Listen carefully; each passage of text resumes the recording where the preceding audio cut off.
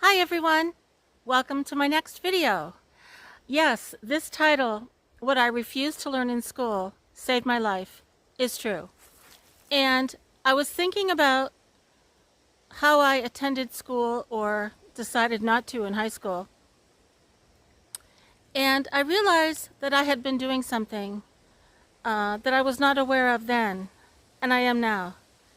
And I'd like to share that with you because there was one major issue for me for going to school, and I refused to learn that behavior. And it enriched my life by not participating in that behavior. And it's really funny how the years can go by and you don't think something's important, and then suddenly you can look back and think, wow, that meant a lot, what I was doing back then, but I didn't realize it. So I'm going to turn this around, and this video is going to be a collection of all the foliage. And I did learn a very simple editing program so I can edit them all together. And I just want to share all the colors during the next week because I think it will all be gone in about 5 or 6 more days with all the rain coming. So I'm going to turn this around and tell you what that is, what I refused to learn in school, and why it saved my life. So here we go. Now, first of all, I lost my microphone yesterday, which will be 4 or 5 days prior by the time you see this video. And I think it fell in the ocean. It just came off my phone. Luckily, my phone did not disappear in the ocean. I've ordered a new one, and I hope this comes out okay because I want to share all these beautiful colors before they're gone. Now, I'm very curious if any of you can relate to what I'm going to talk about here. And that is what I refused to learn in school. And that was blind obedience. And I suppose it has everything to do with my personality and perhaps my upbringing, because I was forced to blindly obey my narcissistic parents. So perhaps in a way I was rebelling. But I think it was deeper than that. It was looking for meaning in life because I questioned what that meaning was. Now, what's interesting looking back is that I always sat in the back row in all of my classes, all the way from first grade to high school.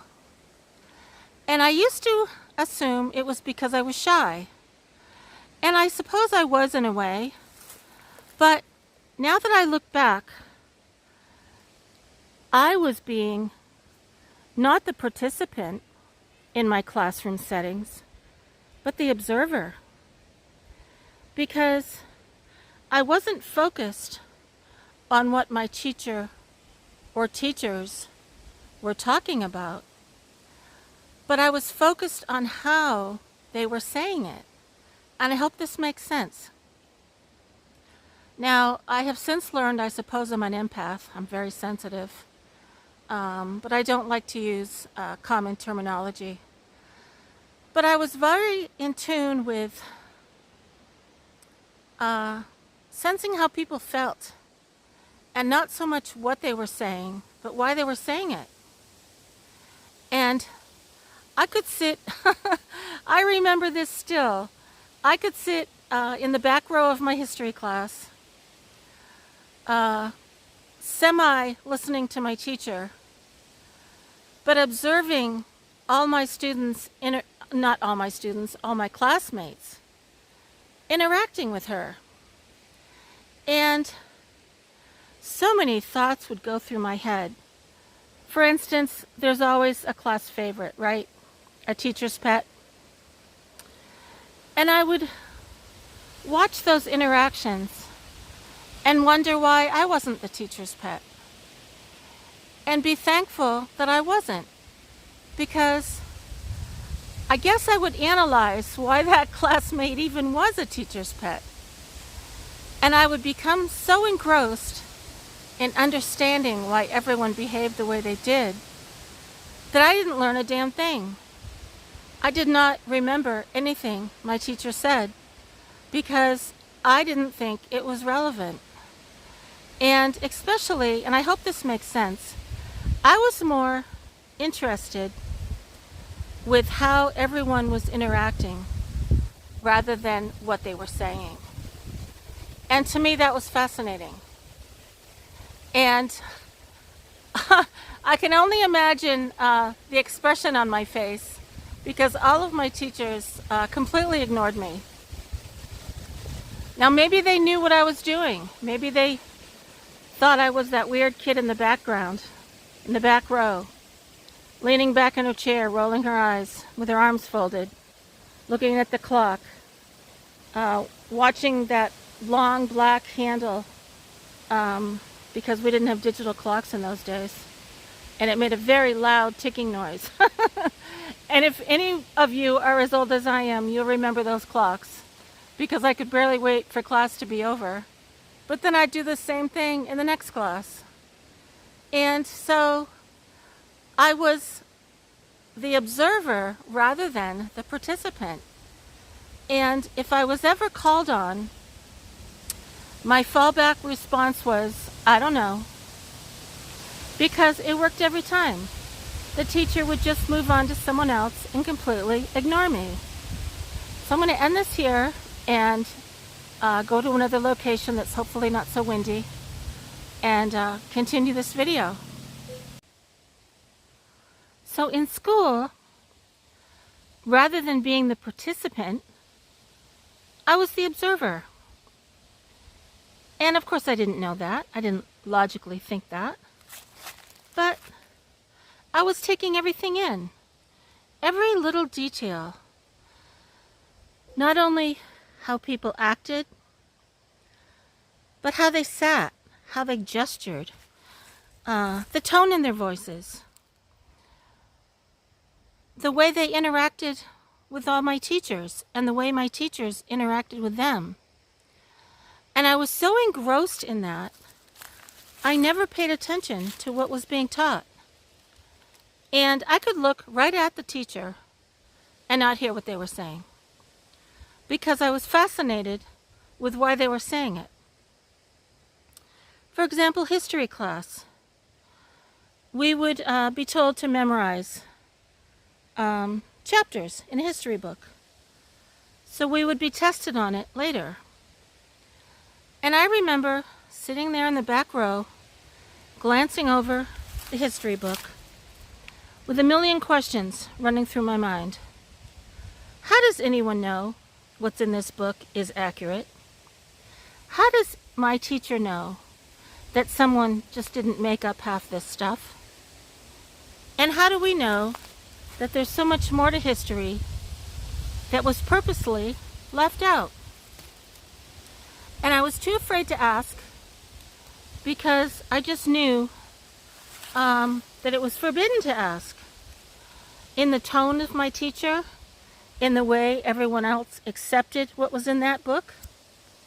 And when they all, not all, but many of them did well on the tests, I didn't care, because I didn't want to memorize something that I wasn't sure was even true. What's the value in that? And I was so busy questioning what my teachers were talking about. Again, I used all my focus on being the observer, not the listener. And I felt it was more important to be that observer and to understand the dynamics of each classroom than believe what my teachers were telling me. Now, there was one class that I absolutely adored, and that was creative writing. And I listened to every single word my teacher said, and I would run home and do my homework, and I would even do my classmates' homework because I love to write. And I was not the observer in that classroom. I was the participant, even though I still didn't speak up and I still sat in the back row. Whenever we got an assignment, my heart would be racing, and I just couldn't wait to get home and write it. So I refused to be the blind follower. Just because information was dictated to me and that I was required to follow it. And I realized that by questioning people's behavior, my teachers' direct, kind of very, very stern, and sometimes, this is what you must memorize and this is what you will be tested on, I instantly rebelled. Because no one was telling me why I had to memorize it. No one was telling me who wrote the book or if it was even true. And because of all of those questions, I didn't see the value in memorizing it. Now, what I was doing was questioning everything. And by questioning my teachers and the subject matter, I would go on to question the world. And this was not encouraged in school. The opposite was encouraged in school. To believe what you're told, to comply, to belong. And that was what I refused to learn.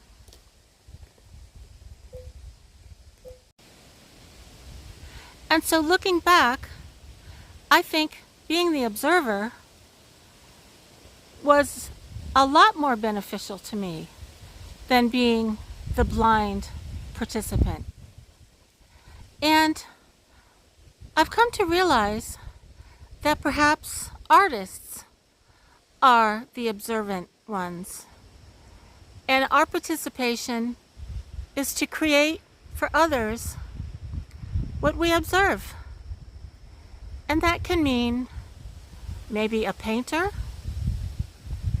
a writer, a musician. Because we all observe the world in a different way. And what better value than to share how we perceive our world for others? And I have never been a blind participant.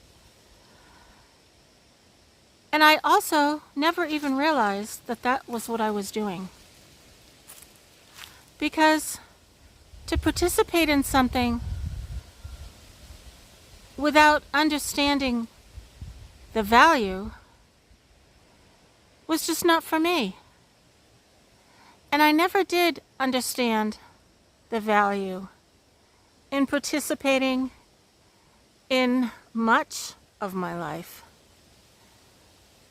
And I found that when I did participate to belong, I felt very disillusioned, and that my participation was not a reflection of my values at all. And now that I'm old, I can see how being the observer has made me a writer, and that I always was a writer. I just didn't know that I was. Because to notice all the detail of life, to me, is what life is all about, right? Because it's the small detail that creates the bigger picture. And you won't understand the bigger picture without first understanding the detail. And so I suppose I was instinctively resisting that magnetic pull to conform by sitting in the back row at school. And not even realizing that I was choosing to be the observer.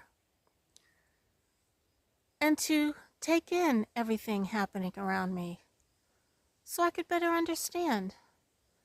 Not only understand everyone else, but understand where I fit in, or if I even did fit in. And later, in my adult years, I did the same thing at work. Even though I was participating as an employee, I was still very in tune with what was going on around me in terms of people's behaviors and motivations and interactions, and if I even fit in there. And in a way, I was still sitting in the back row, so to speak, because I didn't want to fit in. I didn't want to be included in the status quo. Why? Because I was afraid that I would become lost in the status quo and in conformity. And by believing things that might not even be true, as told by authority figures, such as my managers and even my coworkers. Because sometimes I sensed that what I was told was not true, but I was being encouraged to believe what I was told because to question was too threatening. Chippy loves it here. I'm going to take him swimming in a minute. And as the years went by, I realized maybe that's why the teachers ignored me in school. Because by not participating, perhaps I was a threat. And maybe they didn't even believe what they were teaching. But it was their job to make us memorize what was in all the books and to grade our papers and to give us those pass-fail grades. And I was not supposed to question. Isn't that amazing?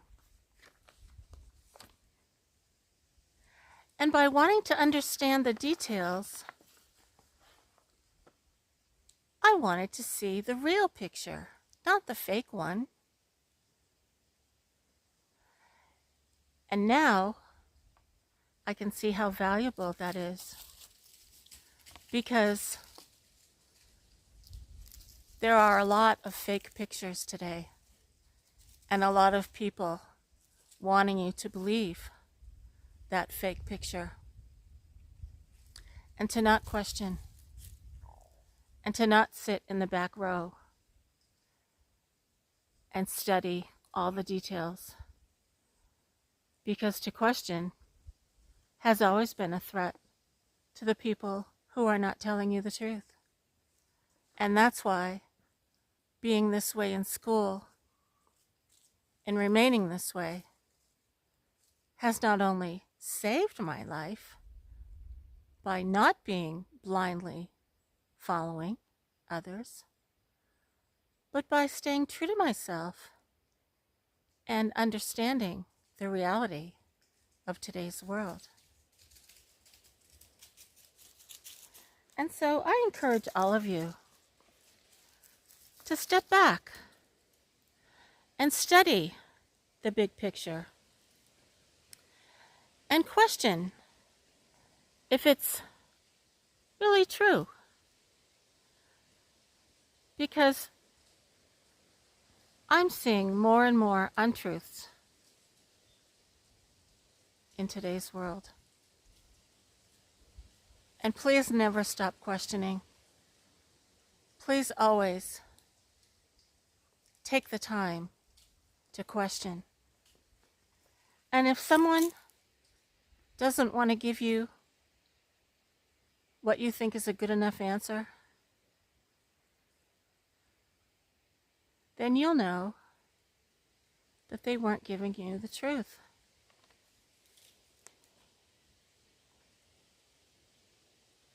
And sometimes someone's truth is only a matter of perception anyway.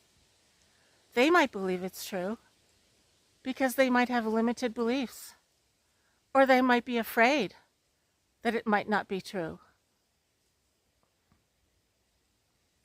They might be hanging on to what they think is true because that's all they know.